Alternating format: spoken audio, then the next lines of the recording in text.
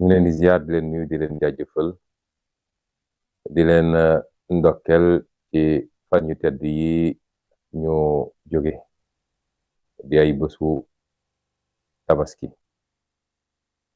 mbokk yi ñu réew Sénégal mi ngi dund jamono ci ay jamono yu gën a lënt ak yu gën a doy waar ci bi mu sosoog léegi en tant que réew mu am indépendance waxuma sax jafe-jafe yi nga xam ne kenn ku nekk ci ñun ñu ngi koy dund ci wàllu koom-koom ndaw ñi amuñu liggéey mag ñi njëg yi seer nañu seeraay boo xam ne seen dépense matut paju mi xaw naa doy waar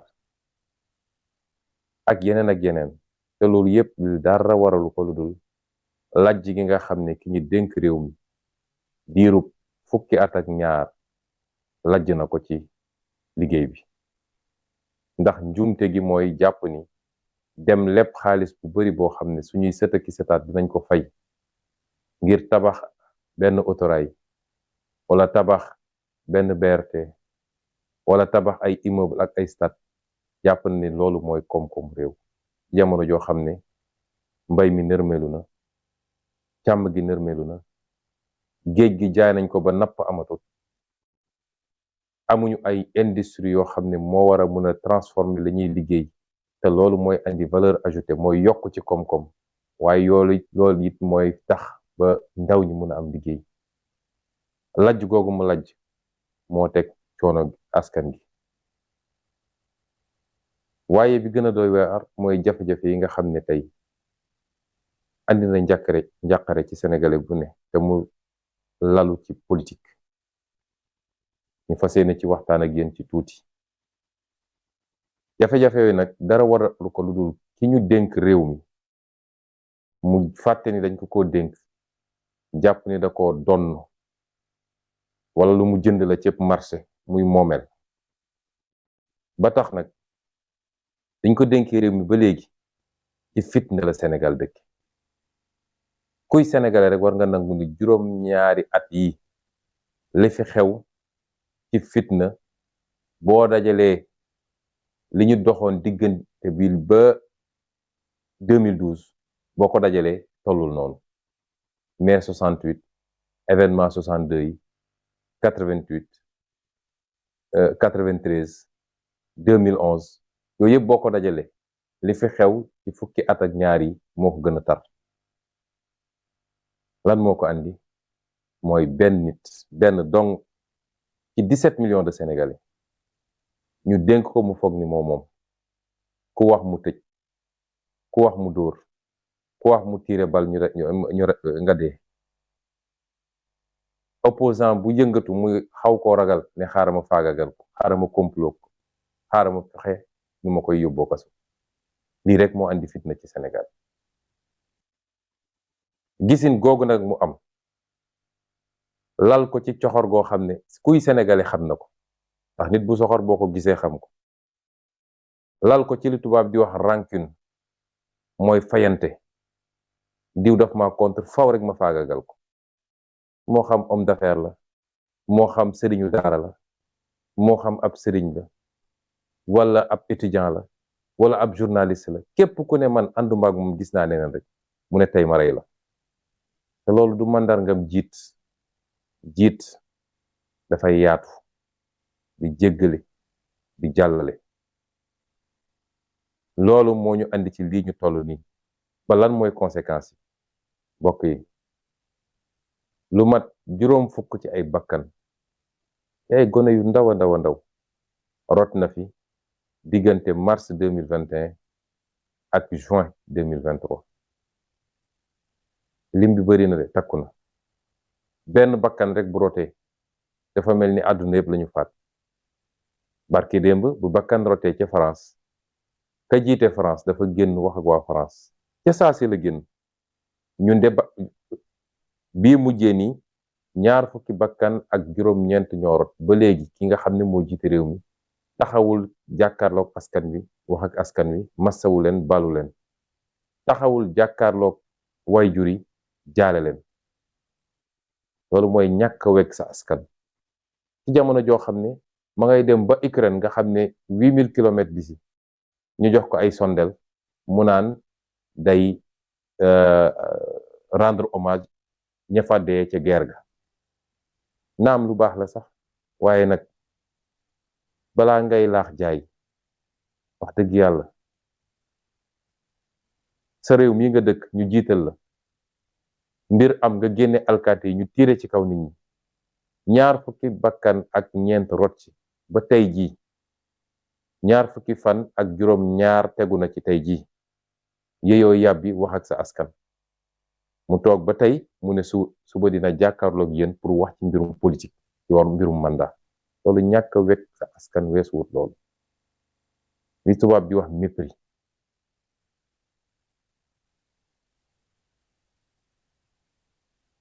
loolu màndarga la ci kii ngeen dénk réew mi naka la yoree réew mi lim bi bari na juróom fukki bakkan ak lu tegu diggante ñaari at yi ñu weesu rot na fi te dara waralu ko lu dul jaay doole boo xam ne ki ñu dénk réew mi essayé na ko jaay doole askan wi jóg ne ko lii du fi amee yoruñu lu dul ay xeer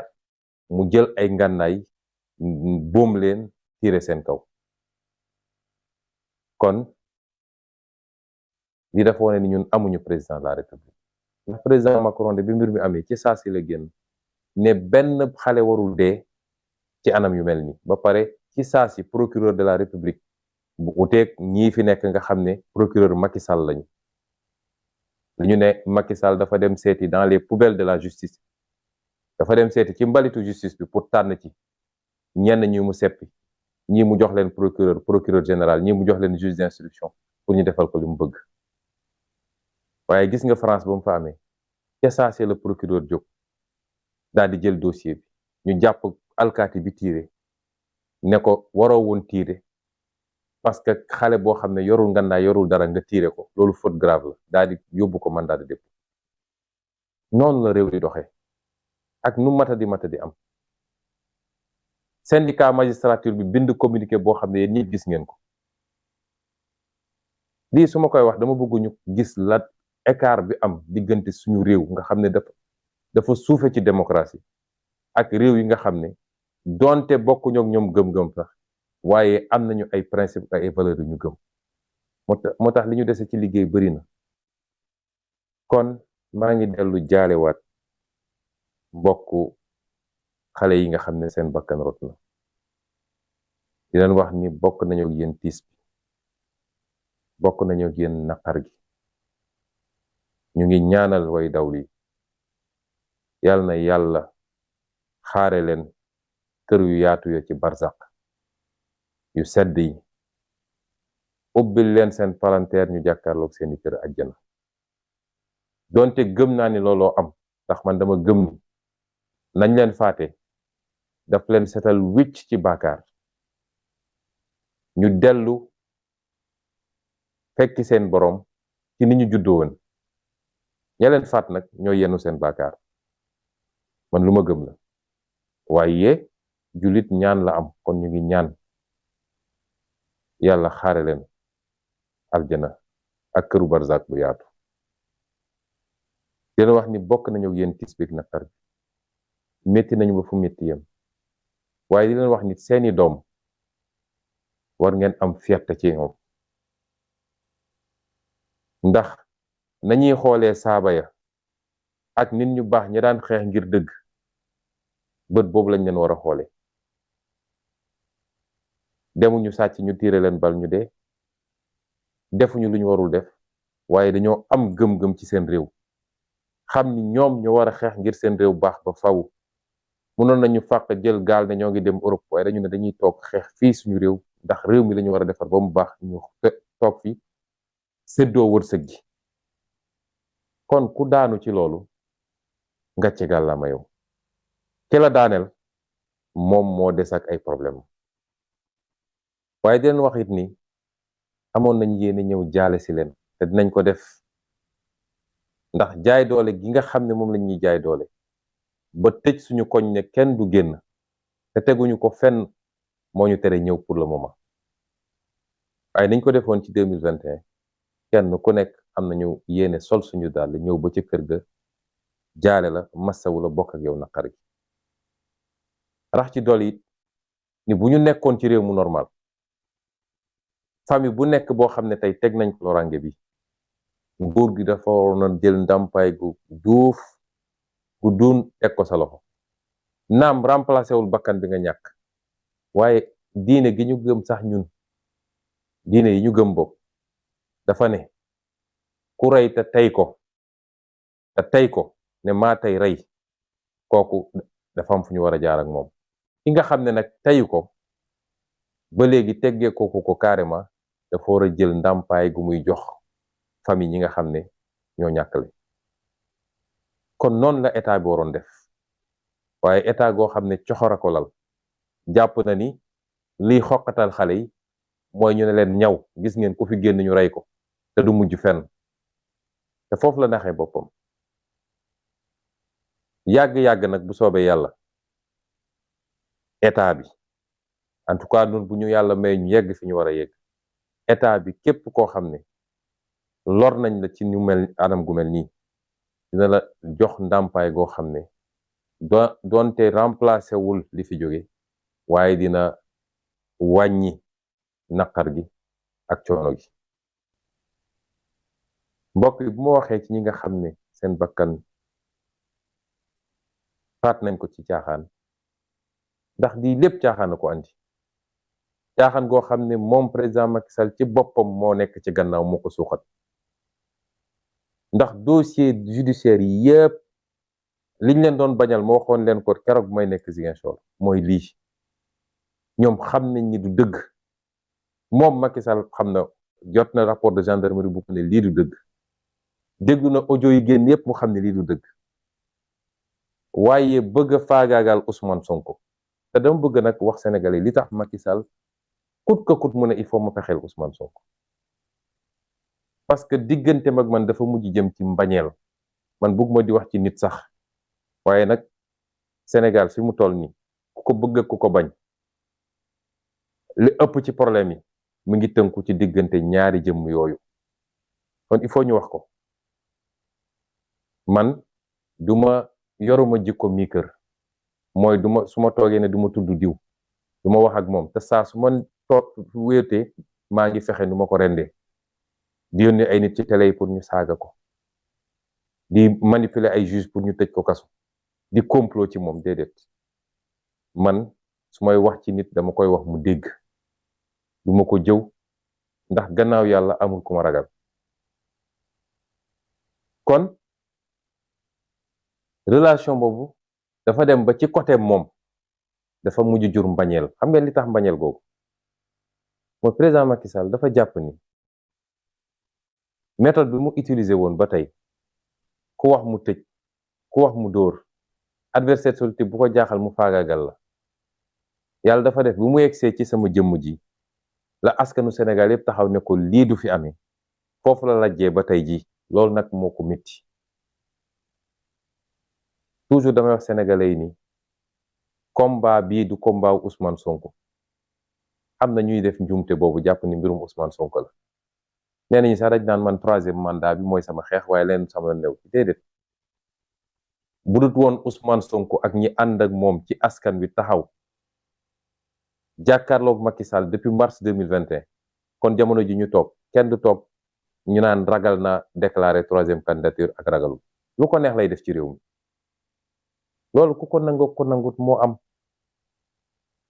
ñun ab ñag lañu fi mu toll nii ñag ab dëkk ngi nii dëkk gu ndaw la saa su ne gaynde ñëw bëgg a dugg ci dëkk bi pour faagagal waa dëkk bi waaye saa yu ñëwee ñag gi muy fekk foofu clôture bi bokk pour ñu déggul yenn olof yi mooy tax ba du mun a dugg loolu ñëpp dañu war a am intérêt ku jóg rek xool nooy def ba gën a dëgëral clôture boobu nooy gën a def ba ñag bi gën a dëgër waaye ki ne man ci digg dëkk ba laa dëkk bu gaynde bi duggoon ki nekk ci buntu dëkk bi lay faagagal ba tax nga dem bënn benn trou ci ñag bi boo moytul bu gaynde bi ñëwee dina romb lépp yow lay njëkk a fàdd. xeex bi ñu xeex boobu ba léegi moo ñu andi ba tey ji Macky Sall li mu bëgg a def ñemewu koo def. kon du xeexu Ousmane Sonko du xeexu Pastef xeexu nu ñuy def ba suñu démocratie ak liberté yi nga xam ne suñuy baay ak suñuy maam dañ koo xeex ci xeex yu métti ñi dem ci kaso ñi faatu nañ ci ñi ñàkk nañ ci seen liggéey ñu bañ a toog ba 21e siècle 2023 ñu ne kenn ci sénégalais yi ak maqaamam nu mu toll donte président de la République lañ koy wooye ñëw na rek loolu mu faxas ko ci benn ñu am fi benn buur boo xam ne mooy xool lu ko neex mu ne lii la lu ko naqari mu ne lële la lii mooy suñu xeex. lii nag résistance bi ñu résister ba lajjal ay pexem ci lu bëree bëri loolu moo ko métti tey ba mbir mi da koo def mbirum xol moom ma baamu ni ñun jàppalu ju ko dara parce que yàlla bindewuñu noonu te dañoo am ay royukaay bi ci gën a fort mooy ki yàlla yónni woon ci ñun keroog bi mu duggee màkk dafa baal ñëpp. kon mbañeel googu nag nga xam ne judd na ba ku tudd turu Ousmane Sonko ci kanamam sax nga gis xar kanam gi mel ni ku ñu tàggee looloo waral li ngeen gis ni yépp agression yi brutalité bi pexe yi ci wàllu justice waaye mu ànd ak beneen ragal bu gën a doy waar mooy bir na ko ni bu Ousmane Sonko demee élection gagné élection ba mu ne faw rek ma faagaagal ko ma gàllankoor ko bu dem élection ba loolu nag day dellu ci askanu Sénégal dinaa ci ñëwaat léegi. kon bu ma waxee ci ñi nga xam ne ñoo ci faatu faaw rek ma teg ci ñi nga xam ne gaañ nañ leen ay gaañ yu métti dóor nañ leen ay bal ñii ci cër bi ñii ci cër bële ñii ñàkk nañ ci bët ñi gaañ nañ ci tànk ñii ci loxo ma leen di masawu di leen wax ni ñoo ngi ñaan yàlla mu saafara fëgg bopp yi delloo si leen seen wér-gu-yaram nu mu gën a gaawe ñoo ngi seen wet nag lépp luñ ci mën ñoo ngi ko ànd ak yéen ci paj mi ak ci jënd garab yi di leen wax waaw leen góor am leen fierté ci li ngeen def bu leen kenn gëmloo ni diw daf leen di utiliser wala lii jaru ko woon déedéet ma teg ci nag ñi nga xam ne tey caabi féeti na leen gannaaw ci lu dul dëgg ñuy lim bu xaw a takku jamono yi ñu toll weesu nañu 650 ak lu tegu ay nit yoo xam ne jàpp nañ leen ci lu dul dëgg ña nga ci kaso yi kaso boo dem ci Sénégal danga fa fekk ñenn ñi mbokk yi nga xam ne ña ngay dem di leen seeti saa suñu ma woowee lañ may wax day dal sama xel mooy ñoom ñëpp li ñuy njëkk a laaj mooy naka la président Ousmane Sonko def mbaa mi ngi ci jàmm ñun na ngeen na seen xel dal ci ñun ñu ngi ci jàmm suñu xel yëpp mi ngi ci yéen ni ngeen ñu mën a delloo njukkal mooy xeex bi ku leen ci wàññi dara yokku leen te ñee tëdd seen bàmmeel gëm naa ni ku leen yëkkati woon ñu wax la même chose ay xale dóor nañ leen balu fetal ñu teg leen ci ay civière di leen yóbbu hôpital li ñu njëkk a laaj mooy naka la pros def baa mi ngi ci jàmm bu ko dara jalul rek li ci des amul solo moo tax Macky Sall bu yaakaaree ni ci fitna ak faagaagal ak xoqatal lay nootee Sénégalais dafa xamul lan mooy Sénégal loolu même tubaab bi mu ñuy coloniser amu ko woon fii def na lu ne waaye lii woon gëm-gëmu Sénégalais li ne woon seen xol ak li ñu jàppoon seen xel tubaab bi mësu ko mën a wëlbati moo tax ku xamul Sénégalais rek mooy gëm ni mun nga réussir ci loolu Sénégalais yi da ngay jëflanteeg ñoom dëgg jëflanteeg ñoom lu xel mën a nangu ñu weg la nga jëflanteeg ñoom yërmande ak li nga xam ne mooy suñu valeur ñun Sénégal Sénégalais yi xamuñu soxorante Sénégalais yi li ñu xamante mooy laayante biir jàppante bëggante yërëmante lu ñu am séddoo ko seen biir lii ñoo ngi koy doo gis ci Sénégal kon ñooñu ñëpp ma leen di masaw gannaaw loolu nag mbokk yi ma bëggoon waxtaan ak yéen ci lu gàtt ci li ñuy dëgmal nag ndax moom nee na day waxtaan ak askan wi ëllëg koo xam ne faat nañu 26 ci ay bakkan ci ñi nga xam ne yaa leen yilif ba léegi yeyoo yàbbi ci masaw woo seeni waajur waxook Sénégalais yi ba tey jii mu naan day génn di def discours politique maanaam wax ci mbirum candidature ba tey waaye dama bëgg Sénégalais yi ñu bañ a tombe ci manipulation wu classe politique bi fi nekkoon ak ni ñu mel nga xam ne seen lépp dil la ak luubal ak complot foog ni askan wi nërmelu nañ xamuñu bu ñu nelawee ba tombewaat ci piège boobu gaaral naa leen ni 50 ans yi di ñëw dina métti waat torop ci ñu moo tax man gëm naa ni askan wi yeewu na kenn mëntu koo nax dañu am yenn politiciens yi nga xam ne nañ daan politiquer ci jamono bàyyi ba jamono maam sax ñoom jàpp nañ ni fii ñu toll nii en 2023 noonu la ñu war a mën a continuer politique mooy saa su ne rek benn groupe politicien daje waxtaan seen biir xool nu ñuy séddooy réew mi seen yoon newul ci askan wi mënoon nañu reyante mënoon nañu saagante mënoon nañu dóorante waaye bu desee lu dul séddoo réew mi ñu daje waat naxante ñi kenn ku nekk ñu ne la yow li nga ci am bàyyi waat ndaw ñi ñu nekk seen coono bàyyi waat waajur yi ñu nekk seen coono bàyyi waat réew mi muy nërmeelu ñu gën a ñëw gën a perpétuer gën a saxal système bi fi newoon mooy alal réew mi yëpp ñu bàyyi ko mu génn bitim réew est-ce que loolu dinañ ko nangu lii xew yëpp ñu naan ko dialogue national ak yéen ñëpp xam ngeen ne tappale la ay mag yoo xam ne amu ci kenn koo xam ne sa avenir mi ngi sa kanam ñu waroon accompagner ndaw ñi tey ñoom ñooy dem di daje di complot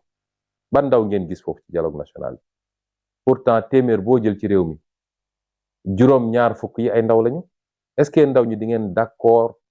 ñeneen ñoo xam ne seen avenir ma nga seen gannaaw ñuy décider à votre place gis nga réew dafa am fu muy toll fulla moo koy mottali ak fit ak jom ak bëgg sa réew te xam naa ni mi ngi ci yéen ndaw ñi ak lu mu mun a wax suba benn luy ñëw mottaliku la ci complot bi nga xam ne deal bi nga xam ne def nañ ko ba pare deal ba mu nga doore ay nit yu doon daje di waxtaan ci naka la ñuy def ba juboo ba déggoo ci li ñuy déggoo te lépp nag lenn rek a ko waral mooy lu ñuy def ba Ousmane Sonko du jël réew mi lu ñuy def ba Ousmane Sonko du doon candidat lépp weesuwul loolu moo tax soo seetee li ñuy woowe conclusion yi nee na ñu ñëpp mën nañ leen dugal ba mu des Ousmane Sonko ndax même mbirum 3e mandat nee nañu nañu bàyyi conseil constitutionnel wax ci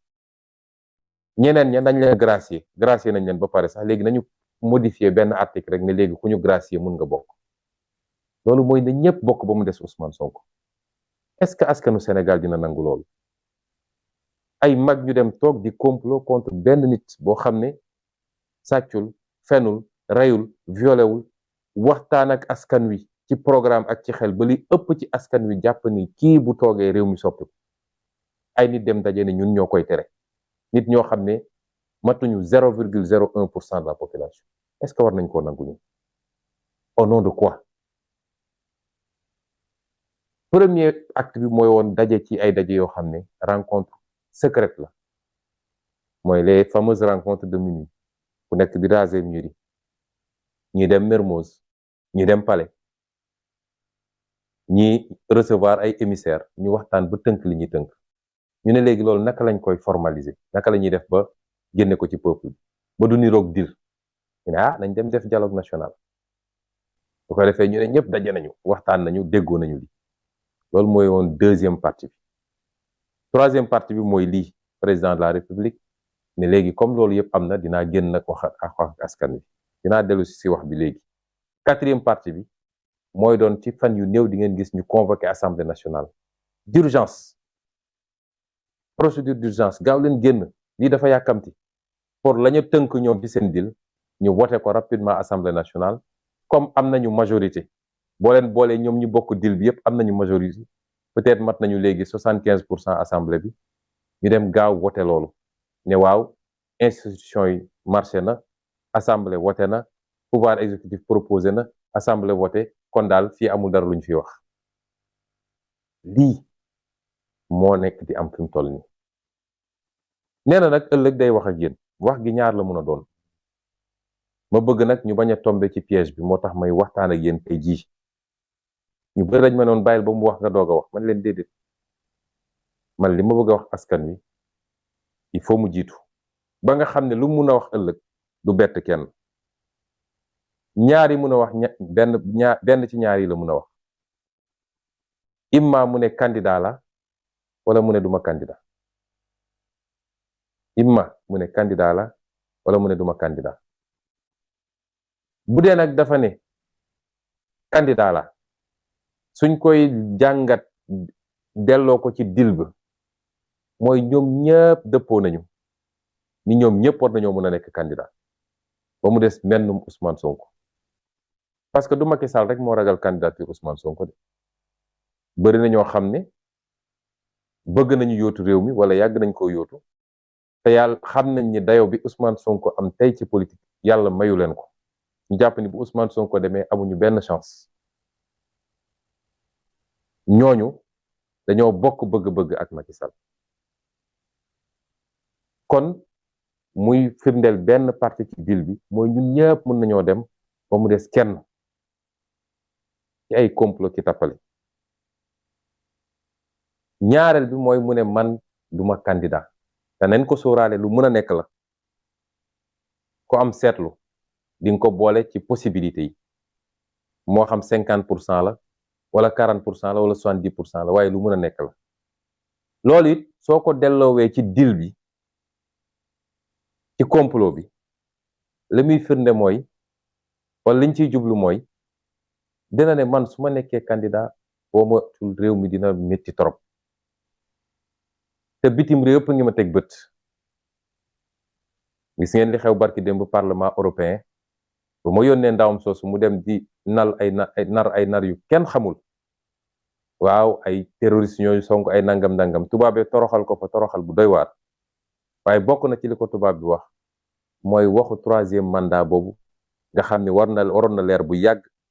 ñu dalal Sénégal te Macky Sall bëggu cee wax. kon àdduna bi yëpp a ngi koy xool ci 3e mandat. réew mi fukk yoo jël juróom-ñeent yi ànduñu ak 3e mandat. mu xam nag ni loolu mën naa jafe. mën na am mu taxaw ne leen man dootuma candidat waaye lim ciy jublu ba tey mooy jàpp na ni bu ne man dootuma candidat ñu bari ñoo xam ne ñi ngi taxawoon di waajal xeex keroog bu ne candidat la dinañ ne léegi sama yoon new ci bu ko defee mu isolé Ousmane Sonko ak Pastef. dañ naan bu dee problème mu benn candidature rek la jaru ko ñun nekkuñu fi pour xeex pour candidature Ousmane Sonko comme Macky nee na du candidat rek li ci des suñu yoon newu ci. lii mooy calcul yi moo tax benn boo ci jël rek ci tënk mu nga dellu ci objectif boo xam ne benn objectif rek la mooy président Ousmane Sonko warul nekk candidat en février 2024. may laaj nag mbokku Sénégalais yi parce que du problème mu jëmmu Ousmane Sonko déedéet donte dama liggéey li ma liggéey ba tollu fii ànd seeg ñi jàpp ci liggéey bi ba ñuy door matuñu woon fukk ci néeg bi ñuy taxawal parti bi juróom-ñetti at ci gannaaw soriwul. joxuñu nit ñi xaalis saxaluñu leen lem waaye di waxtaan ak Sénégalais yi waxtaanu dëgg. di leen wax lan mooy dëgg di leen wax lan mooy jàmbatu réew mi di leen proposer ay solution. Sénégalais di gëm benn ba tey ñu nekk ay millions. ñu daj ci lu nekk nag la ñu daj ci politique kenn dajagu ko ci politique Sénégal. ci xaste ci saaga ci sosal ci attaquer suñu vie privée ci pexe pour tëj ñu ci violenter ñu ci rey suñuy militant ci tëj suñuy militant amul kenn ku ko daj waaw est-ce que dinañ nangu loolu yëpp ñu daj ko ba ñëw ba cappaandaw ba benn nit rek toog woo ay nit ñu complot ñu ne loolu dañ koy faagagal buñ ko nangoo de dafa mel ni wor nañu ñi gëmoon projet bi di xeex ba seen bakkan rocc dafa mel ni wor nañu ñi ci gaañu wor nañu ñi ci nekk ci kaso yi waaye warante nañu ñun suñu biir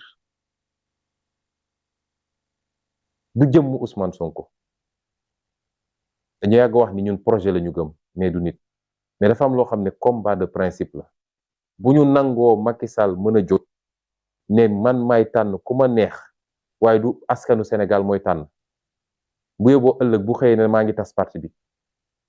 ñu toog seetaan ko bu xëyee ne damay def 3e mandat 4e mandat 10e mandat ñu toog seetaan ko bu toogee ba mu neex ko mu ne diw neexuma dem leen jël tëj ci kaso bi wala diw neexuma dem leen barricade quartier am kenn du génn nañ toog seetaan ko mbokk yi gor lay doon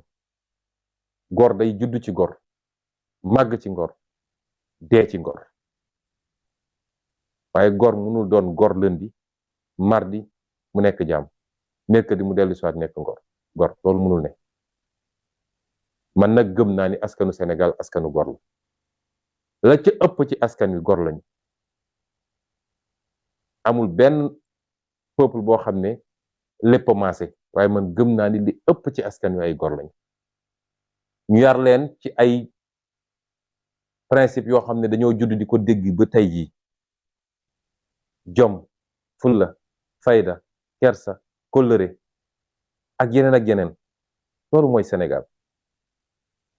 loolu la suñu maam yi doon jiital ca ba ñuy nekk ceddo balaa sax diine di ñëw ndax nun dañuy wàcc yoon déedéet moo tax faw rek ngeen fàttalikuñ ak lum leen mën a wax suba weesuwul mi ngi dugg ci cadre seen deal ak seen complot te weesuwul objectifu nu may def ba écarter Ousmane Sonko moo tax du ma bett bu doon ëllëg ñëw na wax ak yéen ne leen du ma candidat pour moom loolu dina permettre mu isoler Pastef ak Ousmane Sonko mu ber leen ba ñeneen ñëpp ba ci association yi fi am dajale ñu bëri ñu naan dañuy xeex contre le 3e mandat ñëpp ne léegi suñu yoon newul ci détenu politique suñu yoon newul ci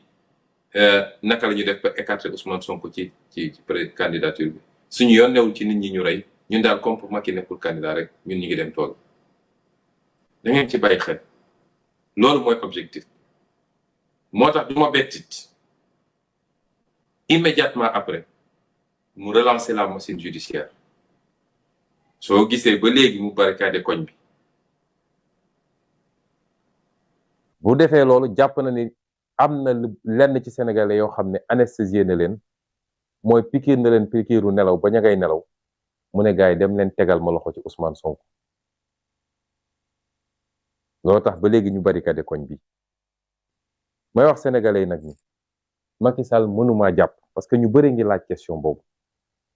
ñenn ñi am si sax njàqare ma leen di wax ni Macky Sall mënumaa jàpp mënumaa téye man ndax ba ñu duggee ci seen caaxaan yi ñu leen bàyyi leen caaxaan yii nga xam ne mën na faat ay bakkan ci réew mi ñii de buñ doon ay nit duñu egsi fii ñu egsi waaye dafa di ñoo xam ne pouvoir fees na seen bët ba xamatuñu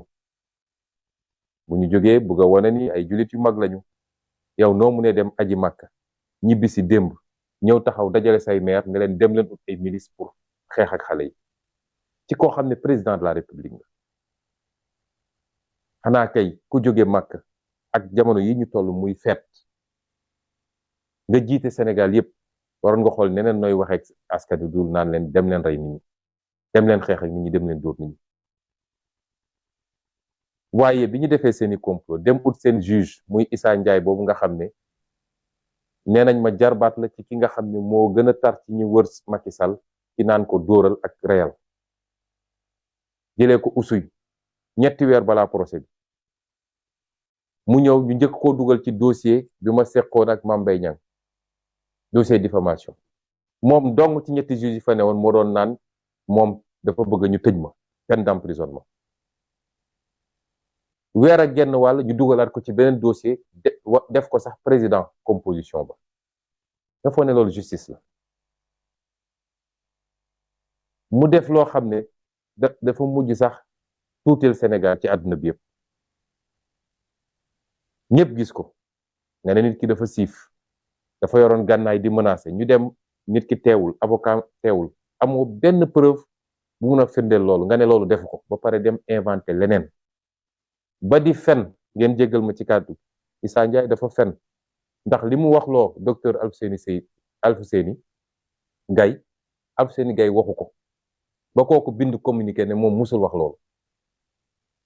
juge buy fen pour motiver benn décision moo tax li xew nii am na juróom-ñetti juge yoo xam ne ñoo reylu Sénégalais yi te dinañ génne seen tur ak seen photo ñëpp gis ko ñoom ñoo reylu Sénégalais yi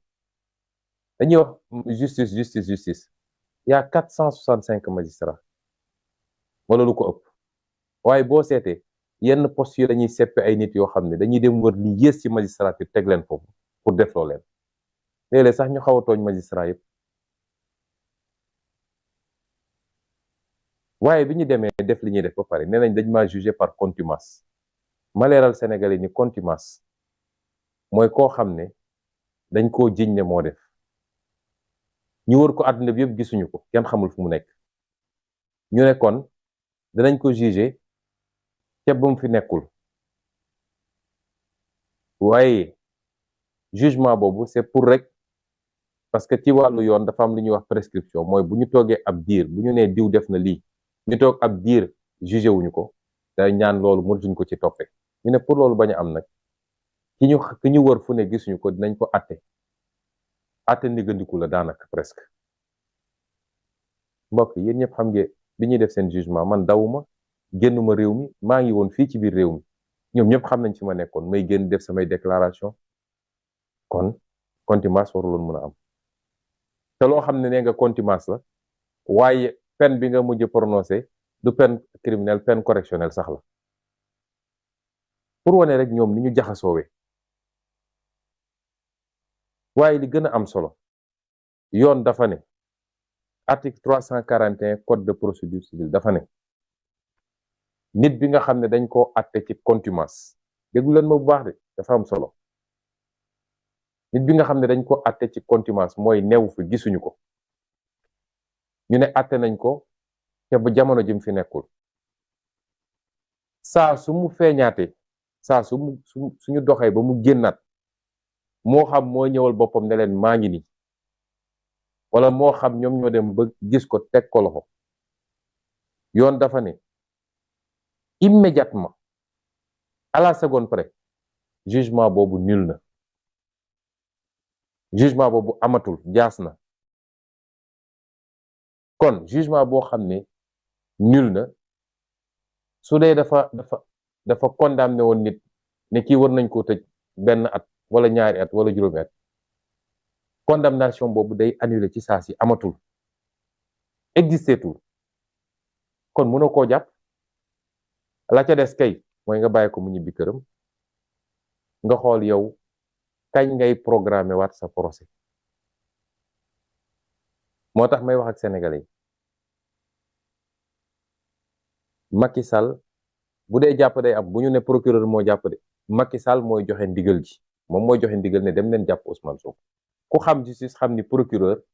ci ndigalu ministre de la justice la nekk ministre de la justice ci ndigalu Macky Sall la nekk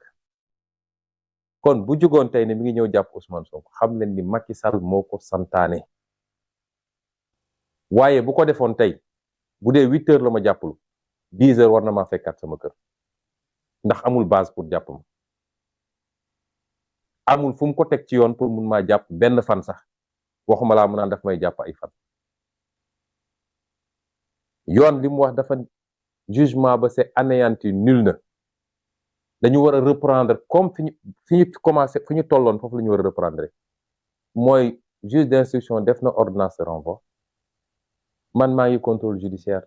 kenn mënatul annuler contrôle judiciaire bi ndax juge d'instruction bi ma defoon contrôle judiciaire moom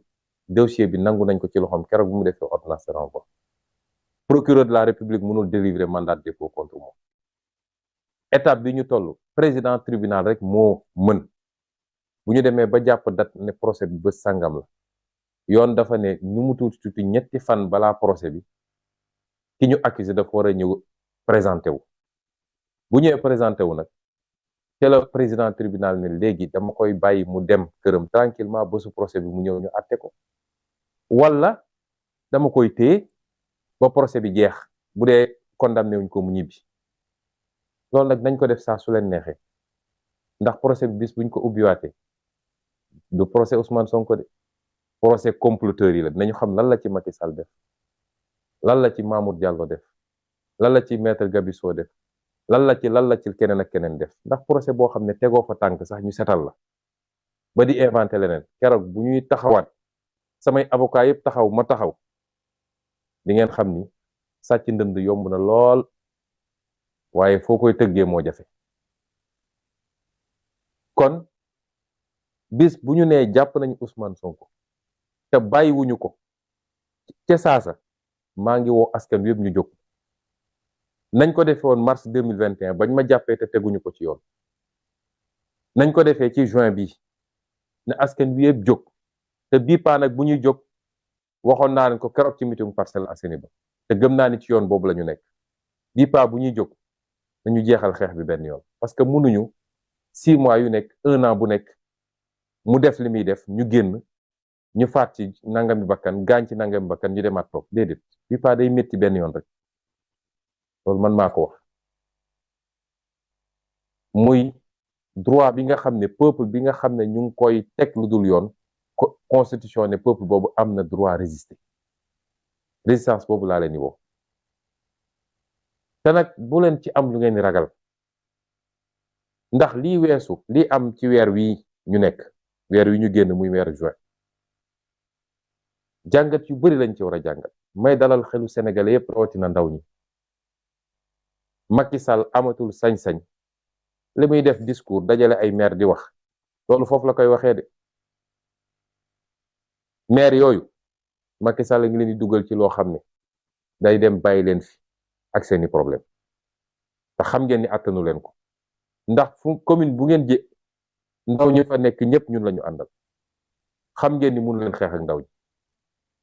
nekk leen seen maire far leen APR def leen seen politique amul problème waaye bu ñu demee ba di leen dugal ngeen naan yéen ay organiser pour xeex ak résistant yi xam leen ni yéen a ngi sa xottu gerte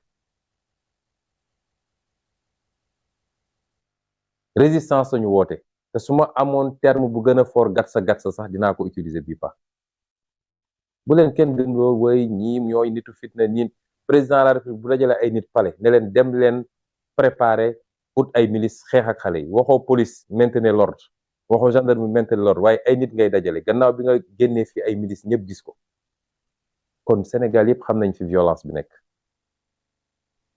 ku naa fekkul xam nga fu violence bi nekk ay nag réew mi am nu mu tëree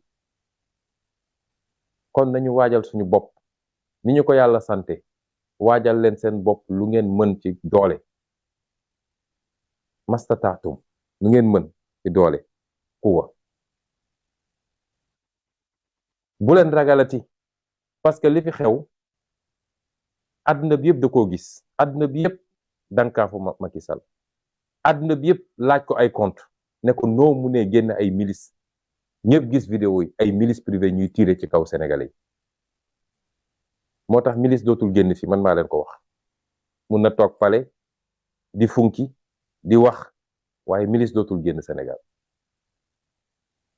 alkaati yi nga xam ne ñoom la ñuy yónni naan leen dóor leen xaw ma ñàkk formation la xaw ma coxor la mais ab alkaati boo demee manifestation jàpp ab ndaw yóbbu ko commissariat da nga koy déglu yóbbu ko ci procureur ñu xool ndax dañ koy yóbbu ci juge wala dañ koy bàyyi waaye jàpp ay xale xaar ba guddi nga génne leen di leen dóor loolu bokkul ci formation policier loolu soxor kese la moo tax mbokk yi liggéey gi ñuy xaar bëri na ndax il va falloir nettoyer beaucoup de choses justice bi fonction publique bi police bi fépp am na ay réformes yu ñu war a def ndax Macky Sall dafay yàq réew mi yaxeet jël ay nit transformer leen ay objet di leen def loolu defuwut waaye bu dee alkaati yi dese nañu xel tuuti dinañ xam ni mbir mi ñoom ñoo ciy des de ndax ministre affaires étrangères dafa dem barki démb ci benn télévision tubaab lan la wax nee na déedéet ay milices tiré wu ñu de alkaati yi ñoo tiré te légitime défense la woon loolu lu muy wund ban légitime défense moom avocat la jàng lu droit xam ne lan mooy légitime défense mu ngi leen di dugal yéen alkaati yi te loolu mooy politiciens yi nag yenn xeetu politiciens yi ñoom gëm nañ ni mun nañ dugg ci bëri ko diwtiir génn ci weex tàll bu ñàngee ba ñàng ñu ne yéen a ko def élément boobu noonu lañ ko jëlee yokk ko ci dossier CPI bi nee na yéen ay rey xale yi légitime défense mooy boo demee ba yow menace am ci yow nga dem ba xam ni sa bakkan mën nga ko fee ñàkk nit ki yor gànnaay di waaj a tiire nga tiire waaye ay xale yor ay xeer di sànni ñu ne yéen da ngeen doon légitime défense loolu kan moo ko mën a nangu ci boppam bu ngeen amee xel di ngeen delloo ci seen bopp xam ni ñu ngi leen def loo xam ne tôt ou tard di ngeen rendre compte te àdduna jaru ko ñi ngeen di tiire seeni mbokk lañu ñi ngeen di tiire seeni mbokk lañu seeni rakk lañu seeni doom lañu France ngi ne leen di boy fi mu toll nii donte li andi mbir mi ab policier bu tiire la muy acte isolé waaye bi muy boy dans le cadre du maintien de l'ordre gisoo policiers yi génne seeni gànnaay di tiire te pourtant foofoo gën a boy fi fuuf na ngeen delloo ci seen xel te am na loo xam ne bu yàggee askan wi di jël responsabilité am jàkkaarloog yéen kenn du nangu ñu lay tiire comme lapin askan wee leen di fay seen salaire moo leen jox ngànnaay Macky Sall fayu leen salaire de ku ci fayeeku sa 90 000 wala sa 200 000 wala sa 500 000 xamal ni sénégalais ñoo fay seen impôt jox la nga dem fële ñu ne la jox nañ na ordre rek nga fàtte loolu lépp na ngeen delloo seen xel te gëm naa ni alkaati yi ñemeetu ñu taxaw jàkkaarloog sénégalais di leen tiire su dee kaso yi dañu am capacité mun naa leen ne fi mu ne ni kaso Sénégal yi attanuñu kenn mënatuñu jàpp kenn mennum Rebeuss moo ci dese tuuti place tuuti kaso yi attanuñu kenn ba ñi ñu mujjee jàpp lan lañ doon def soo demee fu mel ni Mbàkke dañoo mujj dem ut loué benn kër pour dugal fa xale yi ay car rapide lañ doon jël pour ñu jël xale yi di leen jëlee fële di leen yóbbu kaab ba moo tax pexe Macky Sall moo jeex politique répression am jeex na bu ñu takkee suñu fit rek bañ a lii feesal suñu bët jàkkaarloog ñoom jàmmaarloog ñoom boo moytul du yeggali mandaam day daw génn réew foofu lañ ci toll waaye doo xeex di xeex ba egg ci cappaandaw bi ngay wàccee sa loxo bu boobaa ñàkk nañu doublement ndax li ñu ñàkk ci ay nit ak ay blessé ak li ñu ñàkk ci kenn ku nekk suñu bopp muy benn ñàkk waaye ñàkkal nañu Sénégal changement bi nga xam ne 1960 ba léegi ñu ngi ko doon xaar ma leen di soññaat ñu gën a taxaw gën a takk suñu digg yeggali xeex bi la may wax toujours Macky Sall moo ñu ameel en waaye ñun jàppaluñu ko dara suñu xol bi lañ ko doon ñaanal rek mooy mu jekkali nguuram ci ni mu gën a rafete daa di dem moo xam day dem ci international moo xam day dem tëddi këram loolu rek lañ ko doon ñaanal waaye bis bu ne mu def loo xam ne day gën a aggravé kaaw bis bu ne mu def loo xam ne mën na koo topp ndax tey bu ne dafay forcer troisième candidature est-ce que xam ngeen ni haute trahison la parce que moo taxaw jàkkaarloog ana sénégalais yi ci référendum ba ne ñaari mandat kenn mënu ko wees wala quoi bind ci téeréem ne moom mënul def lu weesu ñaari mandat ku ñu nommé ku ñu élire président de la République nga taxaw ci sa kanam askan wax te li mu wax dëppoo constitution bi nga ñëw jalgatiwaat loolu ba xeex nar cee am loolu haute trahison la te président de la République lenn lañ ko mën a toppee mooy haute trahison bu ko defee haute trahison la moo tax mbokk yi ñu ngi leen di gërëm di leen sant ci déglu bi waxtaan wi xaw naa gudd waaye contexte bi moo ko laaj di leen wax ni kenn ku nekk ci ñun dafa war a dépasser li tubaab di wax la barrière psychologique de la peur mooy ni ñuy def ba fexe ba dugal ragal ci bopp nit ñi ba kenn ku nekk naan ah su ma defee mbaa wóor na déedéet bu dee Macky Sall yàlla delloo na xelam mu jaar fi Sénégalais bëgg mu jaar réew mi jàmm rek a fi am waaye bu defee safaan wa faaw rek ñu jóg taxaw jàmmarloog moom ci fan yi di ñëw nag dama bëgg askan wi yëpp jógandoo taxaw ñu organiser manifestation fépp ci Sénégal parce que waruñu toog rek di naan dañuy xaar bu dee jàpp na Ousmane ñu génn xeex wala bu dee tere na candidature Ousmane déedéet war nañoo jóg organiser ay manifestation partout ci Sénégal pour que suñu détenu politique yee ñu jàpp di leen métital ci prison yi mu bàyyi leen lu war la kon nañu waajal takk suñu digg jóg may daane nag ci lancer un appel ci armée nationale damay faral di wax ni bu amee ab cër ci Sénégal boo xam ne Sénégal yëpp dañoo dëppoo ci cër googu ñëpp a leen naw ñëpp a leen bëgg ñëpp a leen respecté kenn mësu leen critiquer ku leen critiquer sax nit ñi dal seen kaw bu amee cër boobu mooy armée nationale du Sénégal ngalawaay génération armée bii fi nekk rawatina ñi ko jiite bu leen nangu loolu ñu yàq ko bu leen nangu Macky Sall gannaaw bi mu yàqee justice bi yàq administration bi yàq segment société bi yépp lii ci xaalis ku muy joxe lii ci xoqatal ak leneen bu leen nangu mu yàq suñu armée nationale ndax mooy suñu dernier rempart de ñun ñëpp dañuy wax rek waaye armée nationale mooy suñu dernier rempart mooy garantie wu sécurité ak stabilité réew mi te loolu bu amee ba ñëpp naw leen doxalin la goo xam ne ñi leen jiitu woon ci armée dañ koo doxal fii léegi yéen a nga ca fële ci àll ba di xeex ngir réew mi ñu bañ koo xar ñaar wala agresseur jóge ci biti ñëw agressé yéenay suñu royuwaay ñun ñëpp bëggoon nañu nekk militaire fii léegi yéen a ngi nekk ci àdduna bi ñu leen di yebal ci casque bleu wala casque blanc Nations Unies ngeen dajeek soldaaru àdduna bi yëpp ñëpp naw seen professionnalisme vous faites notre fierté mooy yéenay suñu royukaay waaye suñ leen dugalee nag ci géopolitique intérieur mooy lii xew diggante acteurs politiques yi fii ci biir Sénégal bu boobaa nag yéen a ngi yàq réputation armée suy wax ci li xew ci biir réew mi warul weesu dem ba gis ni yàq am na te kiy yàq mooy président de la république ngeen ne ko tegal lii ci suuf général Jean Alfred Diallo mi fi nekkoon chef d'état-major des armées ma koy fàttali kii nga xam ne moom la yàlla teg tey muy général muy semga général Cissé Mbaye Cissé ma koy fàttali ni général Jean Alfred Diallo événement 1968 suma juumul bi réew mi jaxee ba jaxaso dafa bind benn bataaxal bind ko président Senghor ne ko duñu nangu ngeen faagagal askan wi te nag dinaa la jox ay tegtal ak ay ndigal parce que loolu mooy rôle armée bi sa gouvernement bi dafa bëri te ay politiciens rek a ci nekk liggéey luñu askan wi dama bëgg nga wàññi ko gannaaw boo ko wàññee na nga seet ay technocrate ay nit ñoo xam seen xam-xam màcc na ci liñ leen doyee ñu taxawal fi askan wi liggéeyal askan wi loolu la ñuy xaar ci armée nationale ñaata yoon lañ fi dem élection président ñàkk bëgg a ngooy ci pouvoir bi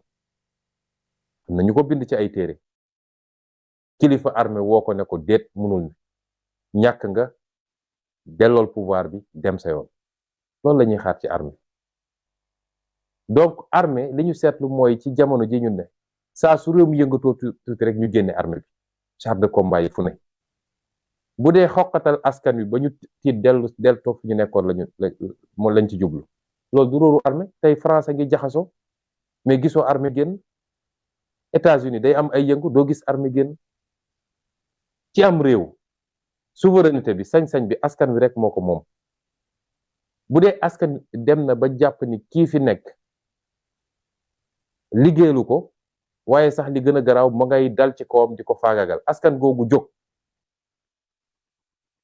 ñu ne ñi yor maintien de l'ordre mooy police ak gendarmerie askan wi dem ba ëpp doole police ak gendarmerie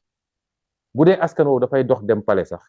yow armée da nga ko war a gunge encadré ko waaye war a ko tere parce que expression souveraineté nationale la loolu mooy cëru armée waaye du di xoqatal askan wi naam ba léegi dégg guñu fu armée tiré ci peuple bi ba léegi dégg guñu fu armée defee naka sudul noonu waaye nag armée rôle am du maintien de l'ordre tey suñu nee armée demal garder ay magasin Auchan wala ñu ne armée demal garder tel bâtiment askan wi ñëw jublu foofu lan la armée di def yor leen grenade lacrymogène da ngeen di tirer ci kaw askan wi wala da ngeen di ànd ak askan wi dox gunge ko mu dem pale loolu mooy responsabilité armée bi ñuy ñaan nag ñi nga xam ne ñoo ŋànk armée bi fi mu toll nii lu baax rek lañu dégg ci ñoom lu baax rek Macky Sall tegu leen fi ngeen nekk fa ngeen nekk résultat wu ay sacrifice keroog bi ngeen duggee ci armée ñu leen di dawloo di leen ruleloo di leen dóor ngeen di jàng boole si dama naan toujours li loo fi gis ci Sénégal armée moo ci gën a mat nañu ci yaram mat nañu ci xalaat intellectuel yu gën a mag ñi ngi ci armée bi aujourd'hui di làkk langue yu bari am ay diplôme ay doctorat ci fànn yu bari la ngeen yor président de la république yoru ko loolu ngeen daj ko di ci nekk di formé wu ci xel ak ci yaram ba egg fi ngeen egg kon kii signé décret nommé la semga wala nommé la bërëb sàngam wala bërëb sàngam yàlla da koo jaarale ci moom rek nga war a am loyauté nag sa diggante ak moom waaye loyauté boobu warul yegg ci mu def loola loo xam day këpp ci askan wi déedéet ñu ñaan armée Sénégal mu fàttaliku loolu te jëmmal li nga xam ne moo tax askanu Sénégal naw ko di daaneel nag ni askan wi war na xam ni Macky Sall li mu mënoon mënatu ko ndax dañ ko bàyyiloon terrain international muy wër di yàq suñu der naan ay salafiste lañu ay terroriste lañu respecté wuñu institution yi waaye jël nañu contre-offensive wax ak àdduna bi yépp